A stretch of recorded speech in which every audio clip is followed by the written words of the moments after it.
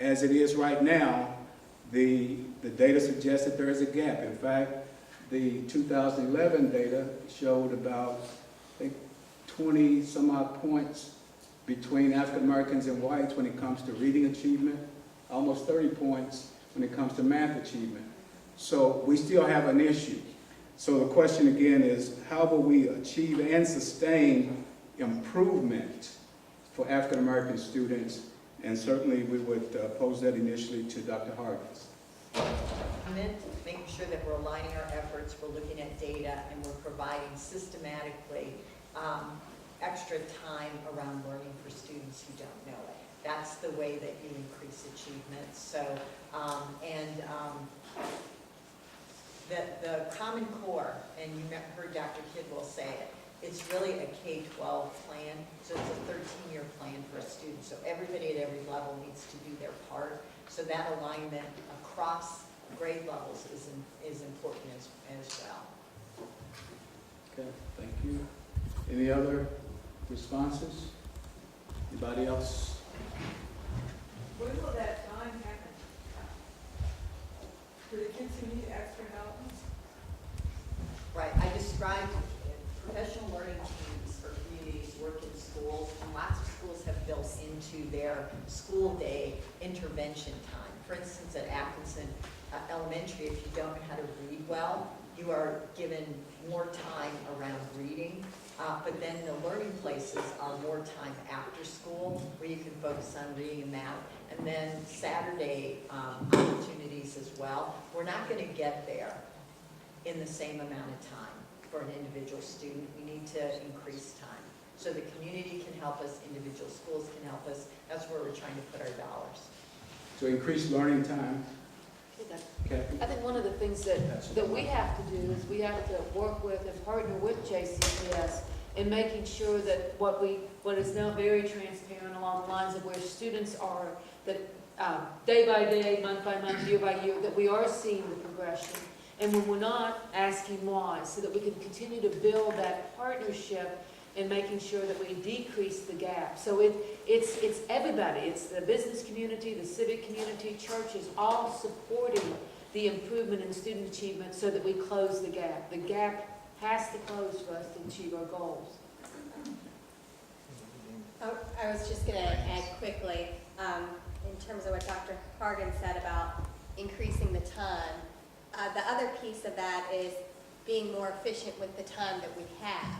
And I think the professional learning communities and the professional development that goes on in those professional learning communities will help us be more effective with the use of time that we already have by being able to analyze data, personalize the instruction that we provide during the school day as well. Okay.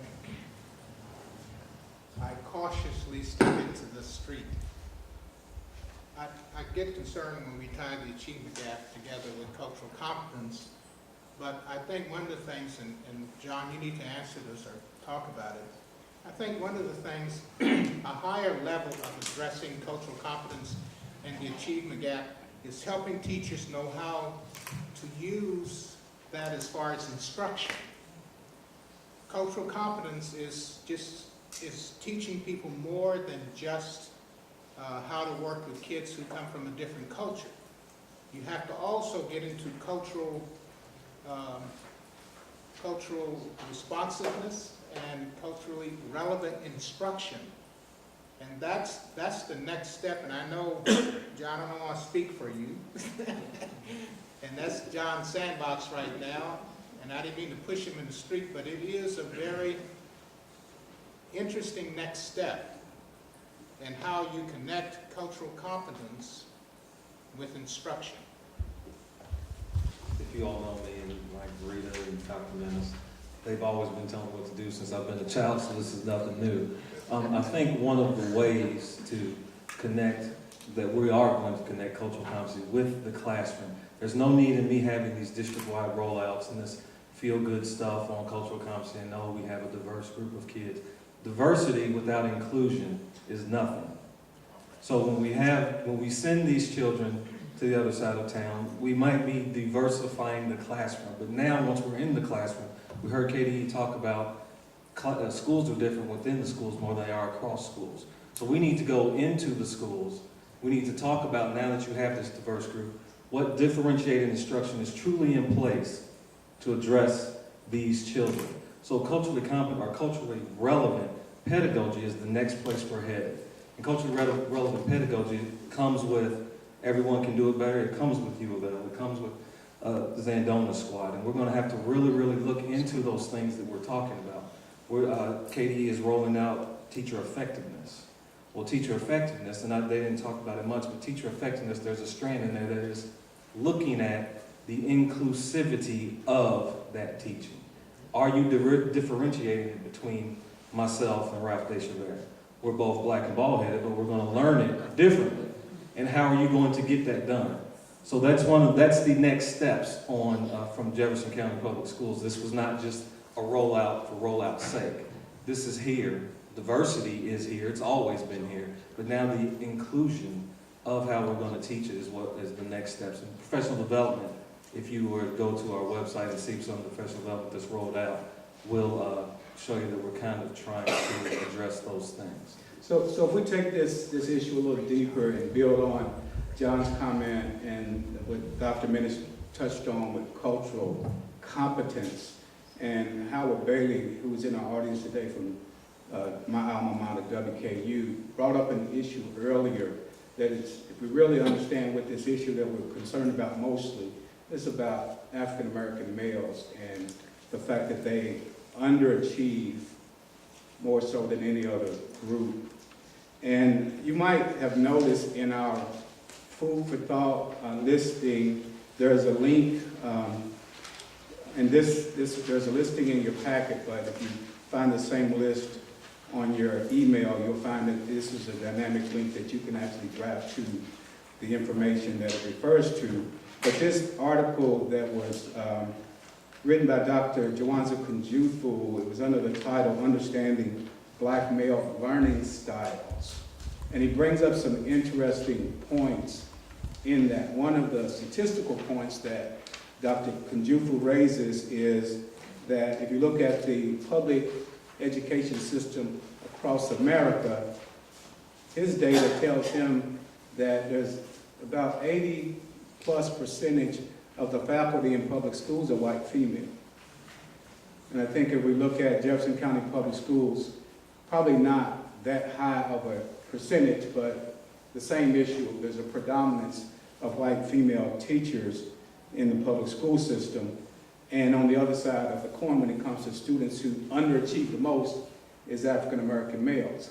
So Kunjufu raises an argument that there's something about this cultural competency piece when it comes to who's most often educating our children, and can they break through and build the relationship and gain the trust and deal with all the other stuff that goes on outside the school system, so much that that student is then motivated to be a good student in their classroom.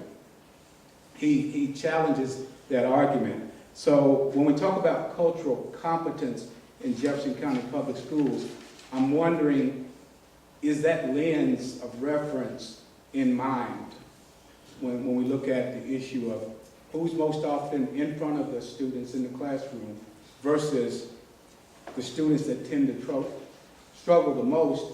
And on this issue of teacher skill development, are we really pointed at that particular issue? I don't know who wants to take that. I believe it's 4.8, the one right after cultural competence. This community, with the leadership of Dr. Harkins and others, have kind of zeroed in on that. We recognize that there is a void in African American teachers. The Minority Teacher Recruitment Program has been in existence, and it is up and running, but the diligence and deliberate and aggressive recruitment that used to come, or is going to start coming back when Dr. Greer and others had that department, is where we need to go. Right now, I believe when I sat down with Bob and Marco Munoz and some other ones, it's a coin toss. If the stars are aligned correctly, my children could go 12 years without seeing an African American teacher. Now that's not as bothersome to me as every student could go 12 years without seeing a person unlike themselves. So Kevin, when you say is it a pointed, or is it something that we're going to be deliberate in, yes, the recruitment efforts, Dr. Greer, are going to be back to your aggressive style of recruiting, and some of the other efforts as far as, and Kunjufu also talks about as it relates to achievement. Closing the achievement gap is integral, but also, and he alludes to it, it's the inclusion. We can't say that we're inclusive if our staff doesn't look inclusive.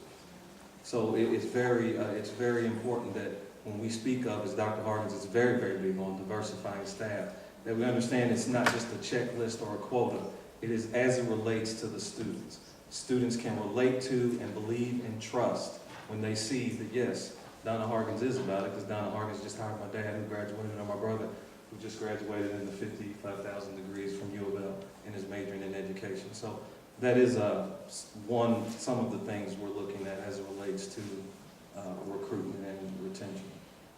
And I think that addresses the diversity issue in terms of the faculty composition, but on the issue of cultural competency for the teachers who prevail in terms of being most representative of faculty in Jefferson County Public Schools. How do we raise the skill level? Because I think it is an issue of instructional skill to change some of the issues that insulate African American students, specifically males, such that they don't express their wherewithal in terms of being good students. Our belief is that they have the ability to do it, but for whatever reason are not so inspired such that the statistics show them at the bottom of the rung. And we don't believe that that's an issue of capability or intellectual capacity. It's an issue of not being effective. Someone's not being effective. So, Doctor, did you want to add something? I just wanted to quote Kunjufu again. He said that we, and he's speaking of the African American community, he said we must empower white teachers to work with our kids. We are not going to get the pipeline of getting African American teachers out that pipeline quickly. So what has to happen, and I say we including the universities, we must empower white teachers to work with the kids. We must help them to go beyond just some type of cultural sensitivity and get into how do you teach the kids. But on the other end, we in the community, I saw Eddie Woods here a minute ago, we need to be able to help those teachers with some of the skills that they have, that understand how to work with our kids. And so it's not something that we stand back and say, let them get it together, and the district needs to get it together, and yes, they will, and they are, but it needs to be something that's a partnership. Dr. King is here. He's been working with African American kids for many years, and he can talk to you or talk to someone who's developing the training to say, these are the skills that work. These are the things you don't do. You don't quote diss an African American male in front of a room. He doesn't care how many in there. He will not be dissed. And that's something you learn and pass on. Okay, we have a couple of follow-up questions to this particular discussion, and then we're going to move on to our next. Introduce myself this way. I'm a lifelong Louisvillian, a product of Jefferson County Public Schools. A&M Moore was my English teacher in high school. Graduate of University of Louisville. Took me 9 years, but I got there. Mother of 4, all students of Jefferson County Public Schools. 3 have bachelor's degrees, 1 has a professional degree, and 1 has a master's degree. Well, 2 have professional degrees, I forgot about that. No, I'm certifying my PhD in life here. All right, now, the reason why I'm saying this is because, you know, I also work for an agency of teeny tiny nonprofit that teaches conflict resolution, and a lot of you all have been through our workshops. But I very seldom hear about peace education program when it comes to teaching cultural diversity or conflict resolution. So I want to ask some questions that came up to me after the discussions. 1, where can we get those diversity charts and slides that I saw that you put up there?